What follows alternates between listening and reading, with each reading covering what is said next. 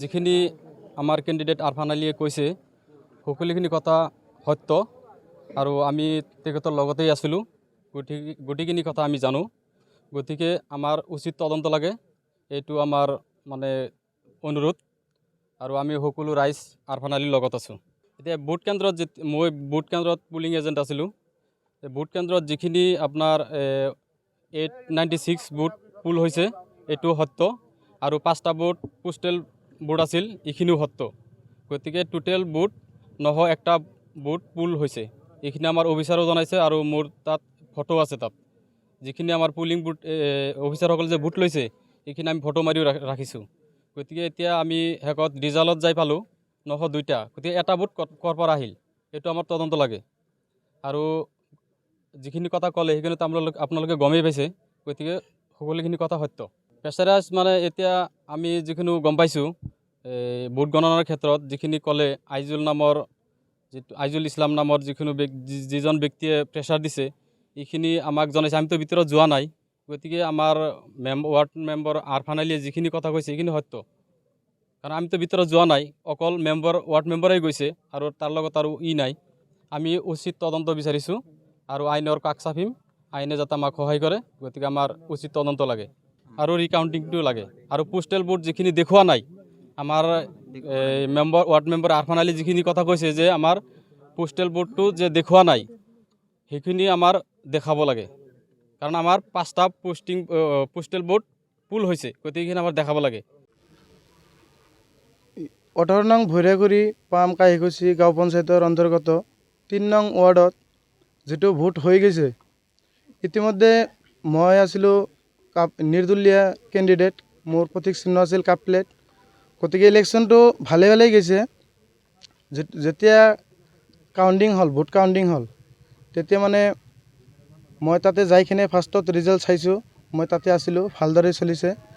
এটা ভোটত মই বিজয় আছিলোঁ, কিন্তু তাৰপিছত যিবিলাক ৰিজেক্ট ভোট থাকে, পেপাৰ থাকে, সেইবিলাক পেপাৰ কি কৰিছিল, আমাৰ বিৰোধী আছে 3টা কেণ্ডিডেট আছে। এটা মোৰ লগত আছিল, সেইটো হৈছে স্বপ্না পাৰ্বিন। তো স্বপ্না পাৰ্বিনক আমাৰ ৰিজেক্ট ভোটবিলাক 2টা সোমাই দিছিল। তাৰপিছত মই কমপ্লেইন কৰিছিলোঁ তাক, মানে এটা ভোটত মই জিকা আছিলোঁ, তাৰপিছত স্বপ্নাক দি দিছে জিকা বুলি। তাৰপিছত মই ছাৰক মাতিকিনে ক'লোঁ যে ছাৰ এইটো ৰিকাউণ্টিং কৰিব লাগে। ছাৰে কৈছে নহয়, এনেকুৱা নহয়, এপ্লিকেশ্যন দিব লাগে। মই অতি সোনকালে যাইকিনে এপ্লিকেশ্যন লিখিকিনে মই জমা দিছিলোঁ।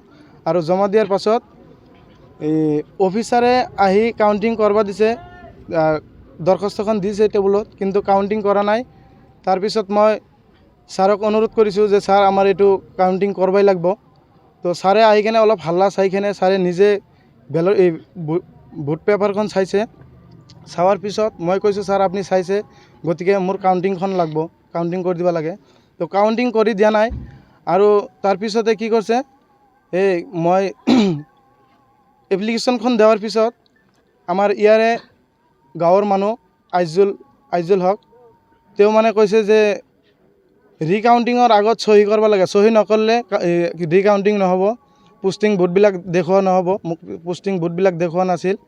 তাৰপিছত চহী লৈ কিনে তেওঁলোকে বিজয় বুলি ভিতৰত কৈ কিনে ওলাই আহিছে, আৰু মই অকলে তাতে আছিলোঁ। স্বপ্নাক বিজয় বুলি কৈছে। মই তাতে অকলে আছিলোঁ। মোৰ গাঁৱৰ লগত, মোৰ পূৰা ৰাইজৰ লগত তেওঁ বহুত বেইমানকি কৰিছে। এইটো মই যিমানখিনি পাৰোঁ মই প্ৰশাসনৰ সহায় লৈ আছোঁ। কি কৰিব লাগে চৰকাৰীভাৱে মই কৰি আছোঁ, আইনীভাৱে। মই বেয়া আইনীত নাযাওঁ। এই মানুহটোৰ বিৰুদ্ধে ৰাইজে কি ক'ব, ৰাইজৰ মতামত লৈ কিনে আপোনালোকে কঠোৰ ব্যৱস্থা কৰক।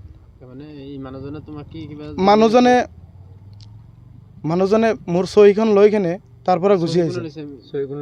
চহী মানে আইজুলে লৈছে। আইজুলে ভিতৰৰ পৰা মানে বাহিৰত আছিল। মেম্বাৰে কোনো এজেণ্ট নাথাকে, সি মানে স্বপ্নাৰ বেলেগৰ এজেণ্ট হৈ কিনে যাই কিনে স্বপ্নাৰ এজেণ্ট হৈ আছিল। সিয়ে মোক দুষ্ট চক্ৰ, হয়তো ডাঙৰ পইচা লেনদেনৰ কাৰণে সি হেৰি কৰিছে। আইজুলে কৈছে, মানে ভিতৰৰ পৰা হেৰি দিছে, ৰিচিপ্টখন দিছে, আৰু আইজুলে কৈছে সোনকালে তুমি চহী কৰা, যদি চহী নকৰা তেনেহ'লে এইটো ৰিকাউণ্টিং নহয়। সেইকাৰণে মই ফাৰ্ষ্ট এইবাৰ ইলেকশ্যন খেলি আছোঁ, মই ইমান বুজি নাপাওঁ। তাৰ বাবে মই ভিতৰত আছিলোঁ যেনেকুৱা। তো মই এইটোই জানো যে মোৰ ৰিকাউণ্টিং হ'ব লাগে, উচিত তদন্ত হ'ব লাগে। তো যাৰ কাৰণে মোক চহী কৰিবলৈ দিছে, মই চহী কৰি দিছোঁ। এতিয়া আৰু মানে আইজোৰৰ প্ৰৰোচনাৰ কাৰণে তোমাৰ ভুলটো হ'ল। অঁ, সি মানে তেওঁৰ পক্ষ হৈ আছিল, যিটো আমি দেখা পাইছোঁ পক্ষ হৈ আছিল। হয়তো বহুত বড় পইচাৰ লেনদেনত সি তাতে যুক্ত হৈ আছিল।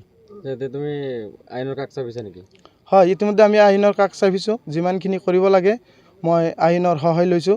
মই হাইকোৰ্টত মই কোৰ্টত যাই কিনে কেছটো কৰি দি আহিছোঁ। তো ৰাইজৰ আপোনালোকে মতামত লওক, কি কয় নকয়। আৰু যিটো আমাৰ ভোট আছিল 896 আছিল আপোনাৰ পুলিং ভোট, আৰু পষ্টিং ভোট আছিল 5টা। আৰু সিহঁতে মোক পষ্টিং ভোটবিলাক দেখুওৱা নাই। মই বহুত কাকতি মিনতি কৰিছোঁ, মই তাতে বহি বহি কান্দিছোঁ, তথাপিও তেওঁলোকে মোৰ ফালে চোৱা নাই আৰু মোৰ কথা কোনো গুৰুত্ব দিয়া নাই। মই এটা ভোটত তেওঁলোকে হাৰাইছে বুলি কৈ আছে আৰু, কিন্তু এইটো মই হাৰা নাই, এইটো ৰাইজেও গম পাইছে। ৰাইজে মোক বহুত সহায় কৰিছে আৰু বহুত ভোট দিছে। মই আমাৰ যিটো ৱাৰ্ড আছে, ৱাৰ্ডৰ আটাইতকৈ বেছি ভোট পাইছোঁ, কিন্তু ইয়াৰ মাজত দুৰ্নীতিযুক্ত হৈছে কাৰণে মই আজি হাৰাৰ দিশত পৰি আছোঁ। আৰু যিমানখিনি ভোট তোমাৰ তাতে হৈছিল, মানে পুলিং হৈছিল, আৰু কাউণ্টিঙৰ ক্ষেত্ৰত দুটা এক মিল আছিল নেকি? নাই, কাউণ্টিঙৰ ক্ষেত্ৰত এতিয়া যিটো দেখা গৈ আছে, সেইটো এটা ভোট বেছি হৈ আছে। মানে টোটেলে ভোট হৈছিল, পষ্টিং ভোট যিখিনি হৈছিল 901টা এটা, আৰু এতিয়া 902টা ওলাইছে। গতিকে মোৰ ওচৰত স্লিপ আছে, আপোনালোকে হয়তো চাব পাৰে।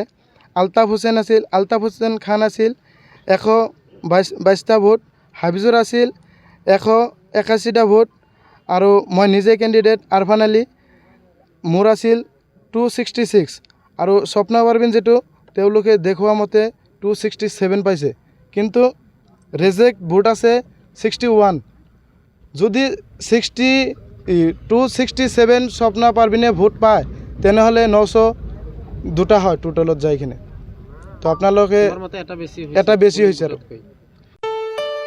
ঘৰত আনন্দ আৰু সম্পৰ্কৰ চমক বজাই ৰাখিবলৈ জৰুৰী হৈছে সকলো আনন্দময় মুহূৰ্তত মৰমৰ উপহাৰ দিয়াটো। সেইবাবে মধুশ্ৰী জুৱেলাৰ্ছে আনিছে সকলো ৰঙীন ক্ষণৰ বাবে বিশেষ গহনা। হীৰাৰে হওক, সোণৰে হওক বা ৰূপৰে হওক, শ্ৰেষ্ঠ ডিজাইনছ আৰু হলমাৰ্কযুক্ত গহনাই ৰাখে সম্পৰ্কক নিখুঁত। তেনেহ'লে আজিয়ে আনক আনন্দ মধুশ্ৰী জুৱেলাৰ্ছৰ সৈতে। যোগাযোগ কৰক 7028000341 নাইবা ভিজিট কৰক LNB ৰোড, নলবাৰী, অসম।